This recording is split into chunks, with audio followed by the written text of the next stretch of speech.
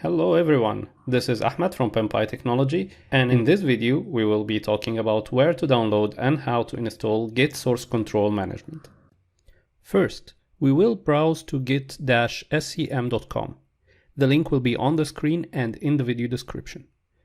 Here you will find the latest stable version most suitable for your platform. If not the version you need, then you can go to Downloads here and download the version you want. The download should start in a moment. While it downloads, let me tell you that Git was created by Linus Torvalds, the creator of the infamous Linux kernel. It is also categorized as distributed version control because every user will have a copy of the repository on their machine. More on that in later videos. So now that the download is complete, setup process will inform you of the GNU open source license agreement. Please read and press next. In this screen you can change the installation location, yet normally you don't need to change it. So please press next. Now this time we are presented with a list of options. I will quickly go over them, but let's first enable the additional icons on desktop option. This option will create a link on your desktop to Git Bash. The next option enables you to use Git via right-click context menus. Then an option for large file support, file associations, true type fonts, and frequency of checking for updates. Unless you want to modify the Git start menu entry, click next. In this dialog, you can define the editor used when you provide the commit message. Vim is a very strong and versatile editor, but it can be intimidating if you are not familiar with how it works. So for those who don't know how to use Vim, you can use any text editor. For example, you can use Nano, Notepad++, Sublime Text, Atom, or really any editor you can think of. So choose your preferred editor and press next. The next dialog will impact how and where you can use Git. The first option will enable us to use Git only if we start the Git Bash, and it will be inaccessible otherwise. As for the second option, here you will have Git accessible everywhere, be it the command line, third-party applications such as Tortoise Git or Kraken, some IDE that you're using for development, some other plugin, really anything Git related. For option 3, it brings along some of the commands used through Linux shell such as find and sort. But this will replace their equivalent OS versions, which have a different syntax and behavior on the POSIX shell versus Windows command lines. Consequently, using the third option will override those commands on your computer with the version included in Git.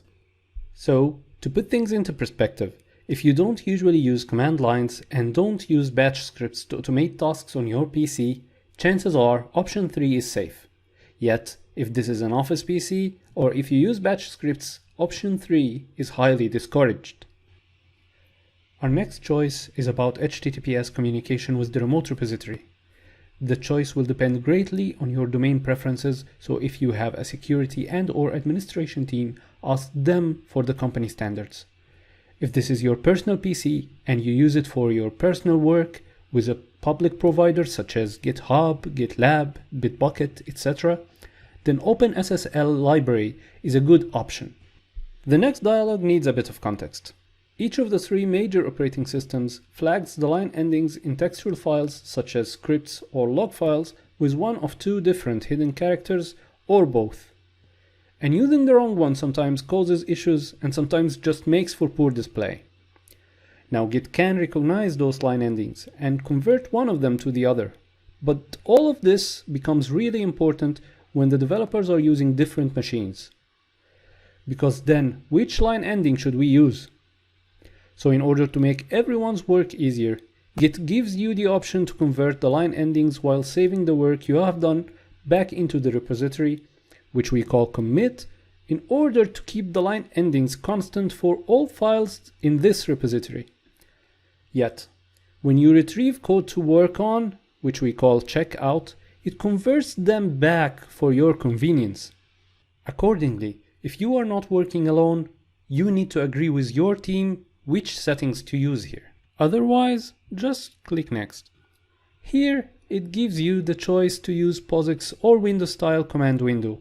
I strongly advise you to take the first one as it is way more robust and efficient to work with. I urge you not to change those options. Although a bit more disk space is required for option 1, it will greatly enhance the performance of Git. The second one securely stores your remote repo login credentials so that you don't have to enter them every time you interact with it. On Windows, the symbolic links are not always active and are complex to properly configure, so we will leave them off. Then press install to start the installation, and I will see you when the installation is done. If you've enjoyed this video so far, please like and subscribe to the channel to get notified of my latest videos, and if you want to support my efforts and help me provide this content, you can do so on Patreon through the link on the screen. I will also include the link in the video description below.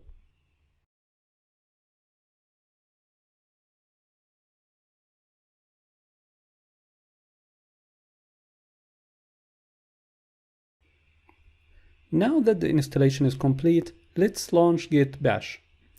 Also, feel free to review the release notes if you are interested.